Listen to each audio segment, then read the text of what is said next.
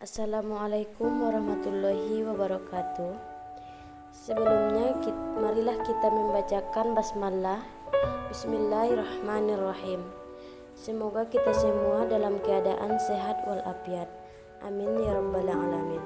Adapun materi pembelajaran kita pada kesempatan kali ini ialah Al-Quran dan Hadis sebagai pedoman hidupku, di mana pengertian Al-Quran adalah sumber hukum Islam, merupakan suatu rujukan, landasan, atau dasar yang utama dalam pengambilan hukum Islam. Salah satu sumber hukum Islam adalah Al-Quran. Dari segi bahasa, Al-Quran berasal dari kata qira'a, yaqra'u, qira'atan, Qur'anan, yang berarti sesuatu yang dibaca atau bacaan. Dari segi istilah, Al-Quran adalah kalamullah yang diturunkan kepada Nabi Muhammad dalam bahasa Arab, yang disampaikan kepada kita secara mutawatir, ditulis dalam mushaf, dimulai dengan surah Al-Fatihah dan diakhiri dengan surah An-Nas. Selanjutnya, fungsi Al-Quran dan Hadis. Fungsi Al-Quran sebagai petunjuk bagi manusia. Al-Quran adalah kitab suci yang diwahyukan Allah Subhanahu wa Ta'ala kepada Nabi Muhammad SAW sebagai rahmat dan petunjuk bagi manusia yang beriman dan bertakwa dalam hidup dan kehidupannya. Fungsi Al-Quran sebagai sumber pokok ajaran Islam.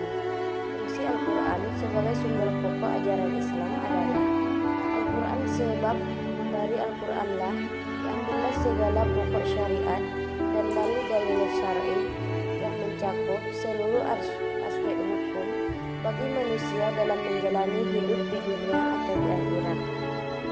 Selanjutnya yaitu perbedaan fungsi Al-Quran dan Hadis. Fungsi Al-Quran terbagi menjadi beberapa macam, baik dari fungsinya bagi agama Islam sendiri, bagi kehidupan manusia, dan sebagai sumber ilmu pengetahuan. Ketahui, sebelumnya fungsi Al-Quran secara umum ialah untuk dibaca, dipahami, dan diamalkan sebagai petunjuk atau pedoman hidup manusia.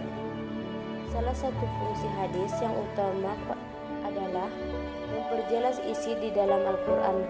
Hadis berfungsi untuk memperjelas isi Al-Quran agar umat Islam lebih mudah memahami dan menjalankan segala perintah Allah Subhanahu wa Ta'ala. Terakhir yaitu sikap untuk menjalankan Al-Quran dan Hadis sebagai pedoman hidup. Perilaku mulia dari pemahaman tersebut, Al-Quran, Hadis, dan ijtihad sebagai sumber hukum Islam tergambar dalam aktivitas sebagai berikut. Yang pertama, gemar membaca dan mempelajari Al-Quran dan Hadis baik ketika sedang sibuk ataupun santai. Selanjutnya, berusaha sekuat tenaga untuk merealisasikan ajaran-ajaran Al-Quran dan Hadis. Selanjutnya, selalu mengonfirmasi segala persoalan yang dihadapi dengan merujuk kehidupan Al-Quran dan Hadis, baik dengan mempelajari sendiri atau bertanya kepada yang ahli di dalam bidangnya.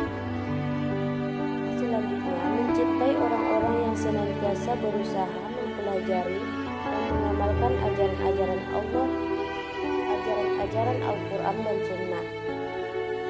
Selanjutnya, bertanya dan berdiskusi dengan orang-orang yang dianggap memiliki keahlian agama dan berakhlak mulia.